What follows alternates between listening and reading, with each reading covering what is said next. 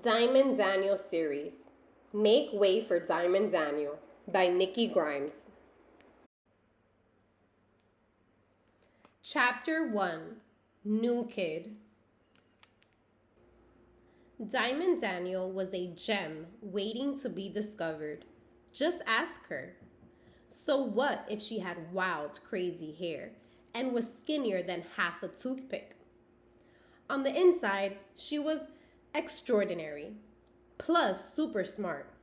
As a matter of fact, she had more brains in her tiny little pinky than most kids had in their whole entire bodies. When Diamond was a little kid, she had to keep that to herself. Why? Because her mom said her being super smart was a family secret. So you can't tell anyone, said her mom. Please, thought Diamond. Give me a break. Back then, she believed her mom, though. What do you want? She was just a kid. Then one night, Diamond heard her mom talking on the telephone, telling someone how smart her daughter was. That was the end of that secret. Now everybody knows how smart she is. Diamond still doesn't always go around saying how smart she is, though. It's not nice to brag. One morning in her third grade homeroom, Diamond was feeling down. If I'm so smart, thought Diamond, how come I've been in this new school 3 whole weeks and I still don't have a new best friend? Diamond didn't have time to figure it out because her teacher, Mrs. Cordell, clapped to get everybody's attention. Class, said Mrs. Cordell, we have a new student joining us today. Please say hello to Free. Hello, Free, everyone said like robots. And what did that boy do? He grunted. Please, thought Diamond, how rude. Free just moved here from Detroit. It is Detroit, right? Asked Mrs. Cordell. Free grunted again. Mrs. Cordell, who Diamond decided was being way too nice, pretended not to notice. I hope you will all make Free feel welcome. Diamond shook her head. She already knew she didn't want to have anything to do with that boy. So, of course, he took the seat right in front of her. Oh, brother, thought Diamond. Now I have to stare at his fat head every day. Well, his head wasn't fat, really. It was a nice head, covered with tight brown braids. His head was hard to see over, though, because he was so tall. When the lunch bell rang, even though he didn't deserve it, Diamond invited Free to sit with her. She knew how lonely it felt to be the new kid in school. But instead of being grateful, he mumbled, "Leave me alone." Diamond sucked her teeth. Too rude, thought Diamond. Aloud, she said, "Suit yourself," and went on to the lunchroom without him. The seats in the lunchroom filled up fast. Not that it mattered to Diamond. She already knew where she was going to sit. Diamond got in line and bought a milk to go with the peanut butter and jelly sandwich she'd brought from home. Then took a seat with Tanya, Talisha, and Tamika, the 3 T's. They weren't about to let Diamond into their little group, but they were nice enough to her at school. Sitting at their table during lunch made her feel a little less alone. 1 plus 3 equals 4, thought Diamond.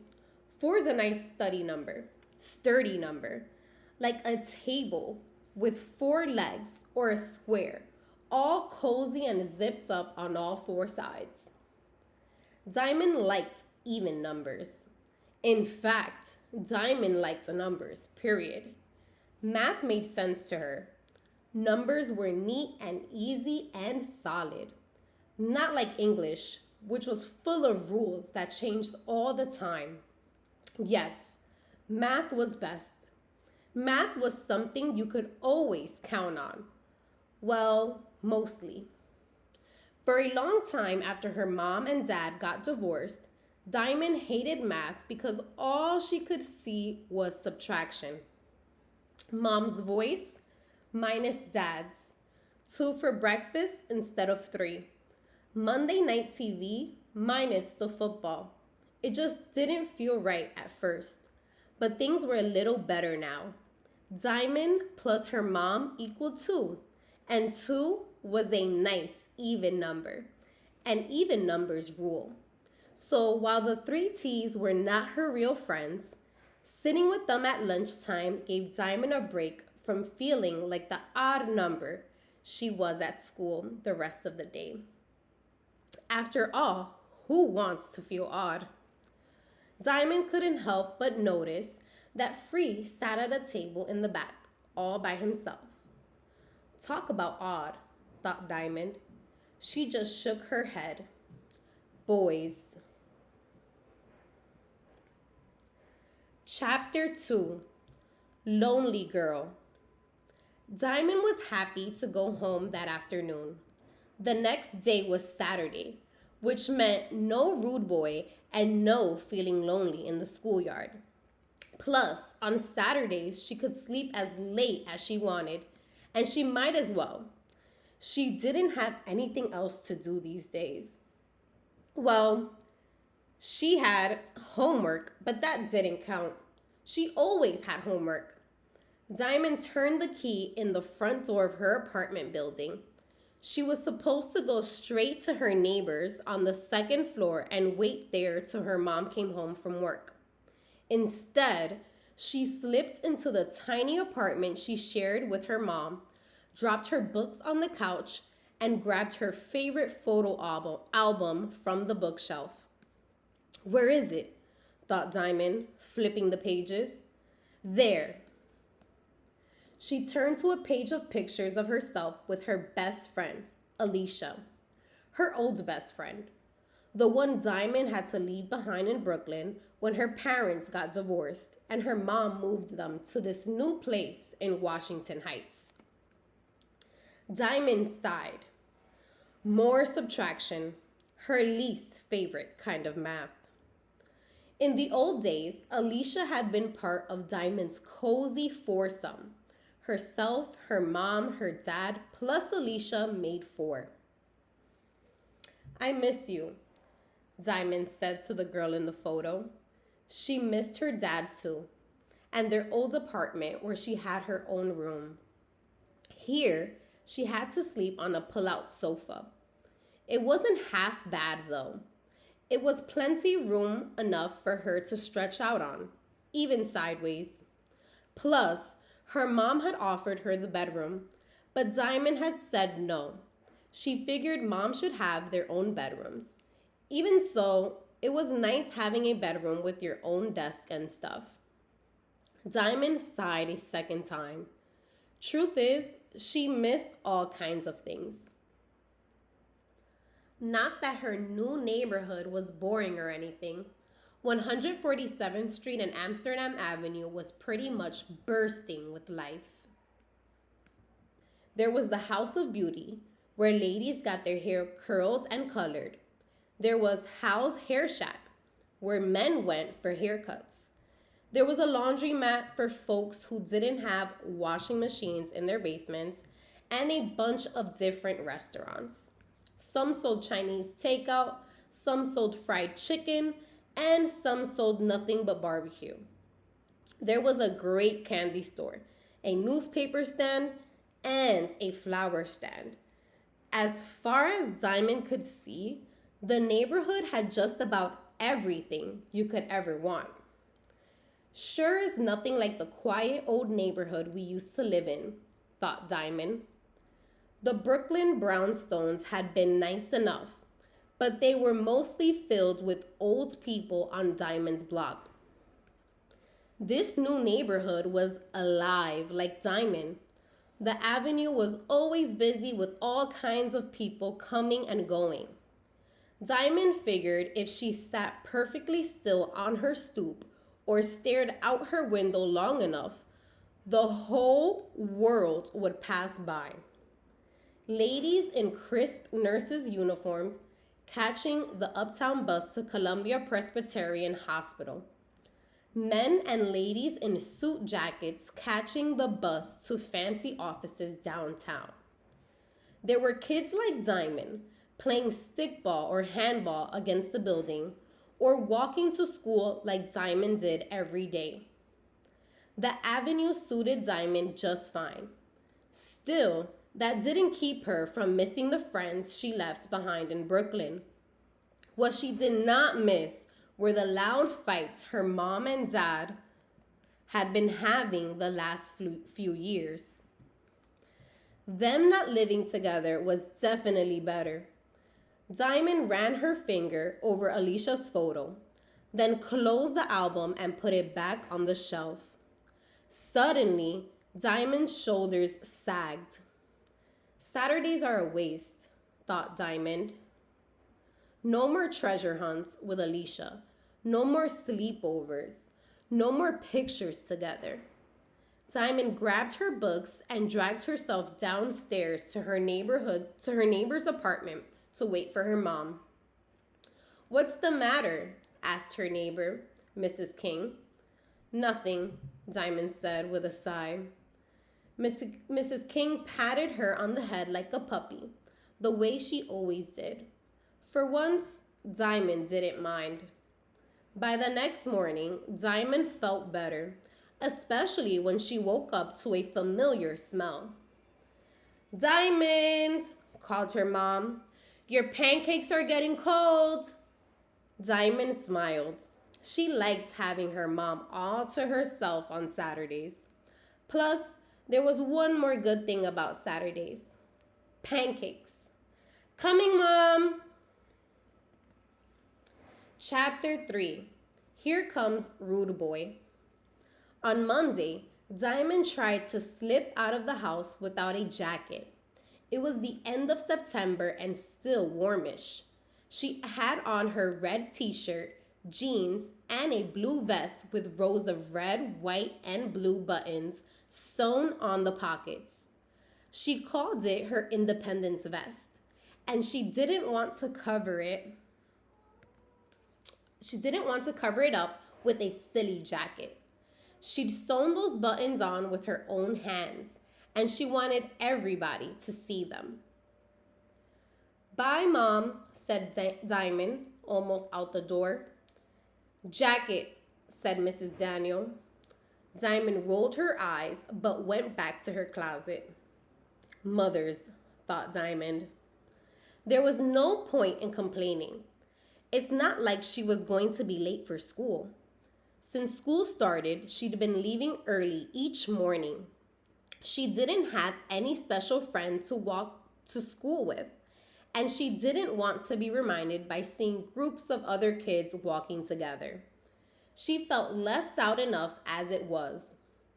Once she got to her homeroom, Diamond read over her homework while she waited for class to start. She looked up when the bell rang, just in time to see Free stomp into the room. "Oh, brother," thought Diamond. "Here comes Rude Boy." She decided to ignore him, which was easy enough to do in class because he was quiet as a mouse. He never raised his hand. He never asked any questions, and when the teacher called on him to read, he slouched in his seat and made up some excuse not to. Diamond shook her head. "I know that boy can read," thought Diamond. "Just last week, I caught him reading a book in the schoolyard after lunch." Nobody reads in the schoolyard unless they just plain like to read. So why is he making it out like he doesn't? Diamond shook her head again. "And why do I even care? Forget him." Diamond turned her attention back to Mrs. Cordell. Outside of homeroom, Free was harder to ignore. He stomped everywhere, growled at anyone who spoke to him, and kept bumping into kids because he didn't look where he was going. 2 days in school, and he had almost everybody scared of him already. And he didn't even have to try hard. He was the tallest kid in the 3rd grade.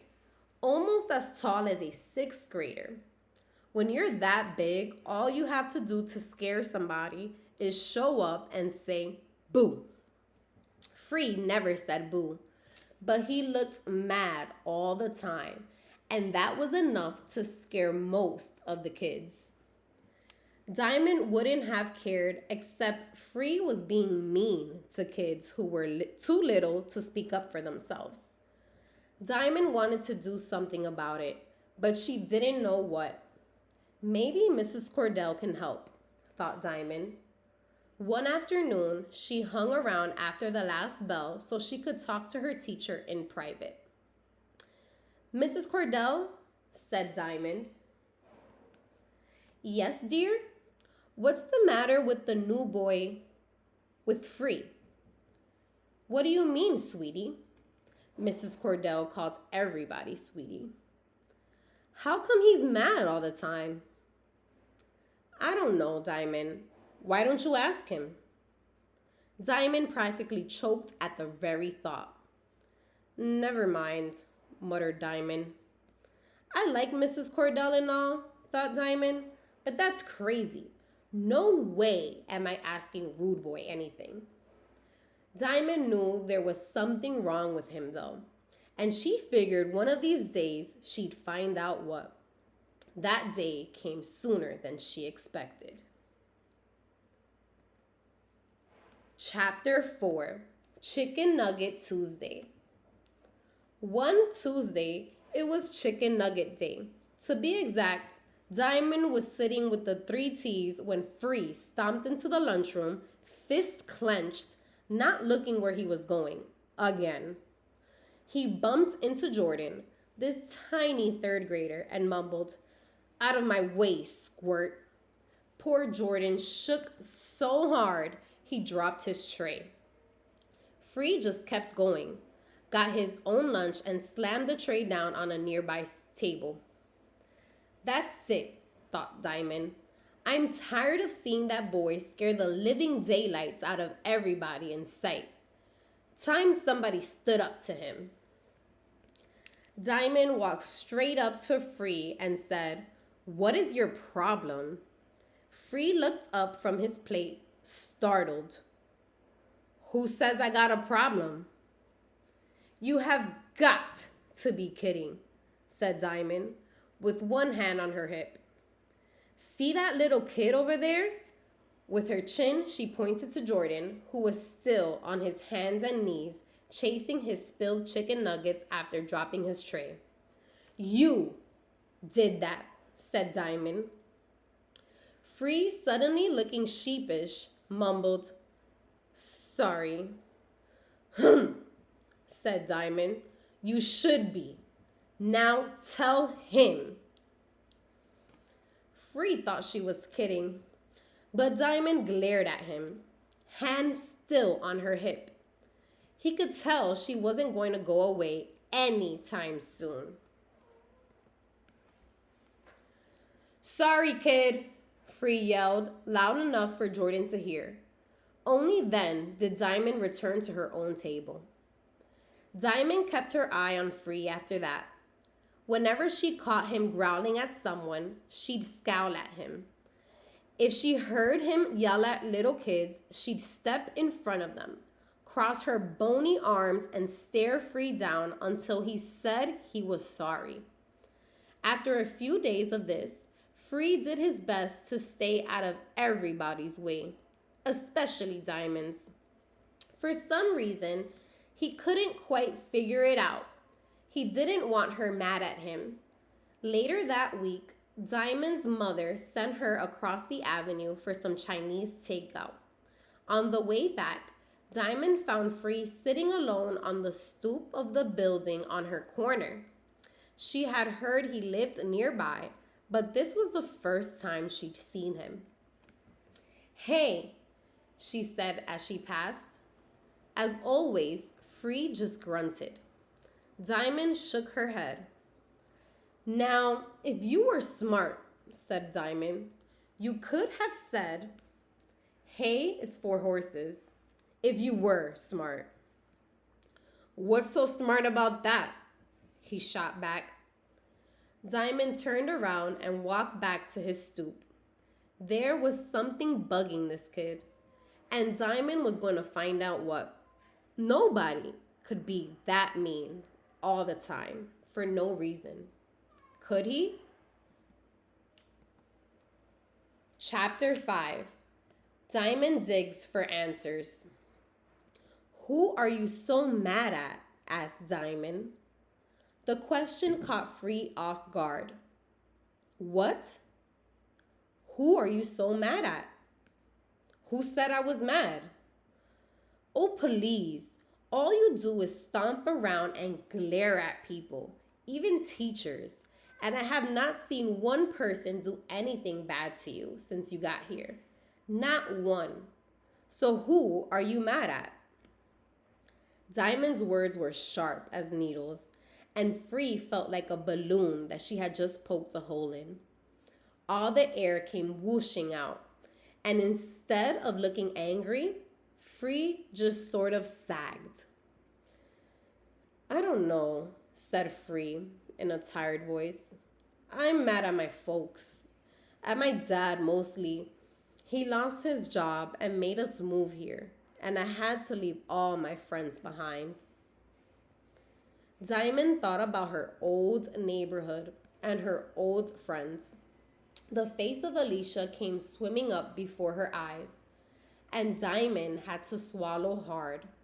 She wasn't mad at Mom for making the move, but she understood how Free could be mad at his dad. Okay, said Diamond. You've got a right to be mad, but not at people you don't even know. Free sighed. I guess you're right. Of course I'm right. I'm always right, said Diamond. The way she said it made Free smile. What's your name again? He asked. Diamond, with a Y instead of an I, plus an E at the end. And yes, I know, I must be a diamond in the rough, 'cause I'm plain as coal, blah, blah, blah. I've heard it all, said Diamond, rolling her eyes to the sky. Kids tease you about your name all the time? Yeah. How do you stand it? I hate it when kids tease me about mine. Diamond shrugged. It used to bug me when I was little. I even changed my name to Diana for a week. But Diamond sounds so much more beautiful, and I figured anybody who made fun of it was just plain silly. Besides, there are way worse things in life than being teased about your name. Anyway, who would tease you about Free? Nobody, but my last name is Freeman, and my first name is Reed. What's wrong with that? When's the last time you met some kid named Reed, especially a black kid? People always say to me, hey Reed, what are you reading? Or, there goes Reed, reading again. Got it. So I just use Free, short for Freeman. Only my family calls me Reed. Well, I like it, Reed. Don't worry, said Diamond, rising from the stoop. I won't call you that when other people are around. Well, gotta get this food home before it gets cold. See ya. See ya, said Free. Diamond took a few steps, then turned back. One more thing. Quit being so touchy about your name, said Diamond. Believe me, I've heard way worse. With that, Diamond ran to her building and disappeared through the door before Free could speak. She liked getting in the last word. And why shouldn't she? Isn't that what all smart people do? Chapter 6. Hayes for Horses. The next day at lunch, Free did his usual thing. He carried his tray to the empty table farthest from the entrance and sat alone. He wasn't alone for long, though. Hey, said Diamond, sliding in across from him. Hay is for horses, said Free. Diamond smiled. You sure you want to sit here? You see how everybody's looking at you like you're crazy. Immediately, Diamond stood up and faced everyone who was staring in her direction. What? She asked. Cat got your tongue? Each person seemed to be waiting for somebody else to speak. When no one did, they all turned away and went back to eating their lunch. Diamond sat back down. Can I have some of your fries? Asked Diamond. Wow, said Free. You're amazing. What? You really don't care what people think. About what? About sitting with me. About anything. Why should I? Asked Diamond. I know what I think, and that's enough. Free just shook his head. You can't do things or not do things just because somebody else thinks you should. I mean, what if they're dumb as a rock and you're paying attention to them? That's silly. Anyways, can I get a couple of fries or not? Free pushed the plate of fries toward Diamond and was quiet for a long while. She sure gave him a lot to think about. Chapter 7, Side by Side. The next morning, when Diamond came downstairs, she found Free on her stoop, waiting for her. He didn't growl at her the way he did before, but he was still sour looking. How come you're always so grouchy in the morning? Asked Diamond. You would be too if you had to share a bunk bed with your baby brother and he was yapping all the time. I need earplugs just to get some sleep. Don't you get used to it? I haven't so far. Back in Detroit, I had my own room. Still, you got a bedroom. That's something. Free shrugged. I guess. He was going to complain some more about how crowded it was in his grandma's tiny apartment, but something told him not to. When school let out that day, Diamond found Free hanging around the entrance. She headed home and he fell in step with her. So you know I like to read, said Free. Me too, said Diamond. And I like basketball. So do I. And baseball. And handball. Handball. I'll teach you, said Diamond. What's your favorite color? Blue. Yours? Red. Best color in the universe. I collect marbles. Rocks. You got a home computer? No, said Diamond. Me neither. We moved here this summer. You? 1 month ago. I live with my mom. She and my dad got divorced. I live with my mom, dad, brother, and grandmother. We moved here when my dad lost his... Oh, that's right. You already know that. Diamond smiled. You're so lucky, she said. Huh? You have a brother and a grandmother. My grandparents are all dead. Yeah? Yeah. My mom says I'm as stubborn as my grandmother and just as mouthy. I wish I'd gotten to know her for myself. See if my mom was right. Having grandparents would have been cool. Well, said Free, you can share mine. And you can have my brother Booker. What a pain. That's what everybody says about their brothers and sisters. But sometimes I wish I had one to talk to. Free didn't know what to say to that. Diamond looked up just as they were passing House of Beauty. An old lady sitting under the hairdryer stared at her through the window. Diamond waved. That's Miss Gracie Lee, nosiest person on the block. If you do something and you don't want your mom to know about it, don't do it in front of Miss Gracie. By the time I get home, Mom will know I've been walking with that Freeman boy. But how does she know?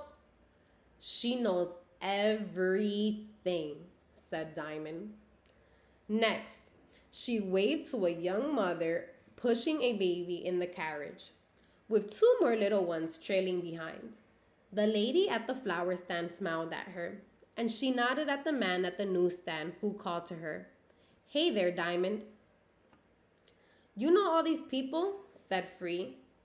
It wasn't a question, but his voice was full of wonder. "Sure, you will too, after a while." "I don't know," said Free. We may not be here that long. Depends on my dad, you know.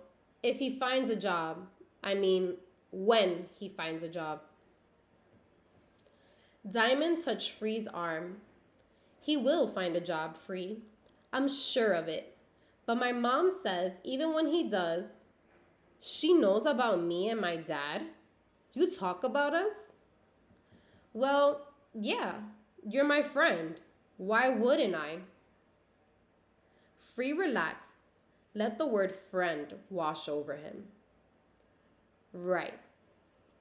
Anyway, even when he gets a job, it might take a while to save up money to move. Plus, maybe he'll just move you guys to an apartment close by. That way, you can stay in the same school. See? So why not get to know everybody in the neighborhood? You might be here for a long time. At least I hope so, thought Diamond, but she kept that thought to herself. Before she knew it, they had reached her building. She waved goodbye to Free and ran inside. Chapter 8. Goodbye, Alicia.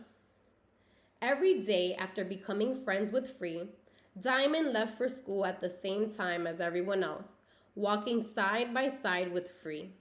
They ate lunch together, played together in the schoolyard, and even passed funny notes to each other in class. The last days of September turned quick as the pages in a good book. October blew and cool, but with her new best friend, Diamond hardly felt it. Diamond still missed Alicia, just not all the time anymore. And Free was much less grouchy than he used to be. He stopped growling at everybody and even surprised the teacher one day in a good way.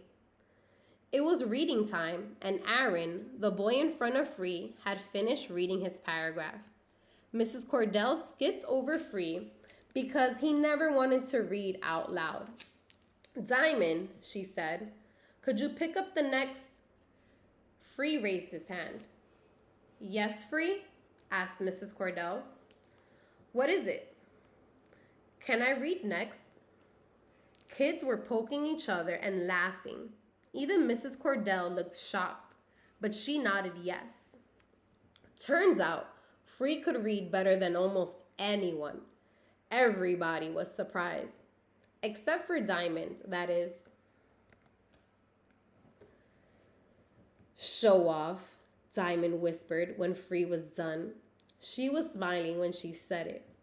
That evening, Diamond took out her photo album and turned to her favorite picture of Alicia. "I still miss you," she said to the picture. "But guess what? I've got a best friend here, too. His name is Free." The next day was Saturday, and Diamond knew exactly how she wanted to spend it. She picked up the telephone and dialed Free's number. Mrs. Freeman answered, then handed the phone to Free. "Hey, it's me," she said when he picked up. "I'm going treasure hunting tomorrow. Want to come?" "Sure," said Free. Diamond smiled, happy to have a new adventure to look forward to, and happy to have someone to share it with. Diamond plus Free equals 2, thought Diamond. Even numbers rule.